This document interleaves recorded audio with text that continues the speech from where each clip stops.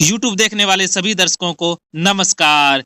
इंसान डरता किससे है? बहुत सारे इंसान ऐसे होते हैं जो भगवान से या किसी अनजानी शक्ति से डरते हैं। क्या भगवान से डरने की जरूरत है? वास्तव में भगवान से तब डरने की जरूरत है जब भगवान का हमें पता हो। आइए इसी संदर्भ में जानते हैं कि आखिर इंसान की उत्पत्ति कैसी हुई। अगर इंसान को पता लग जाए कि मेरी उत्पत्ति कैसे हुई, तब उसका आधा डर जाया चला जाता है। आइए इसी संदर्भ में हमारे साथ आज अपने विचार प्रस्तुत करेंगी कि एक ऐसी ही सक्सेस स्टोरी जिन्होंने ओसीडी को बखूबी रिकवर किया और आज इस मिशन में अपना सहयोग दे रही हैं। जी, आज की इस स्वागत है।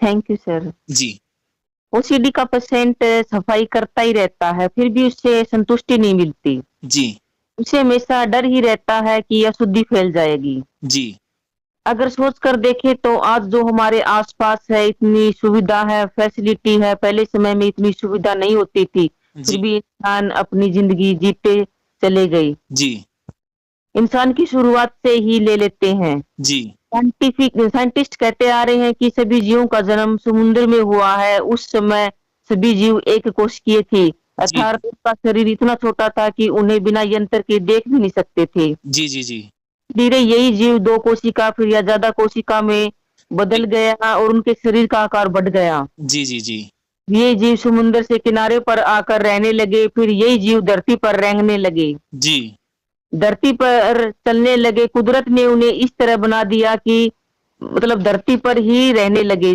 पानी से निकलकर। जी जी इंसान के पूर्वज बंदर ही थे। जी धीरे धीरे जब उनके शरीर का विकास होने लगा, इंसान का रूप ले लिया जी और इंसान बनने के बाद वे आदि मानव थे। उन्होंने बहुत से आविष्कार किए, जैसे अग्नि का आविष्कार, दो पत्थरों को टकराकर आग जलाते थे। जी शिकार करने के लिए हथियारों का आविष्कार किया, जी कपड़ों का आविष्कार किया, गुफा की जगह मकान बनाने शुरू कर दिए। जी फिर टेक्नोलॉजी का आविष्कार हुआ।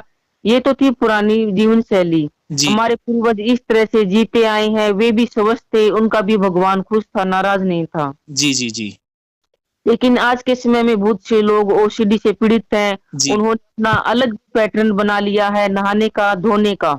जी जी जी जी ऐसा किसी है। भी हाँ, किसी भी धर्म में, ग्रंथ में नहाने का तरीका नहीं बताया, कपड़े धोने का तरीका नहीं पता। ये तो इंसान का अपना खुद खुद की सोच है, अपनी अपनी सोच है। जी जी जी हाँ, किसी भी भगवान ने ये नहीं बोला कि इस तरह से नहाओ, इस तरह से नहाओ तो मैं तुम्हें मिल जाऊंगा, या कपड़े को इस तरह से धो तो ये शुद्ध हो जाएगा। ये इंसान का अपना ही बनाया हुआ तरीका है। जी जी जी ओसीडी विचारों का ही खेल है, क्योंकि कोई भी रिपोर्ट जैसे MRI, CT scan, ultrasound OCD को साबित नहीं कर पाई। जी जी जी की भी रिपोर्ट में ये बीमारी दिखाई नहीं देती, लेकिन इंसान की सोच व उसके व्यवहार में झलकती है। जी जी हाँ, अगर तुम पॉजिटिव सोचोगे तो तुम्हारे व्यवहार भी पॉजिटिव बन जाएंगे, जी अगर तुम नेगेटिव सोचोगे तो तुम्हारे व्यवहार भी नेगेटिव बन जाएंगे। जी जी जी ये सब विचारों का ही खेल है। बस विचारों का खेल है और विचारों के ऊपर एक्शन करने का ही खेल है।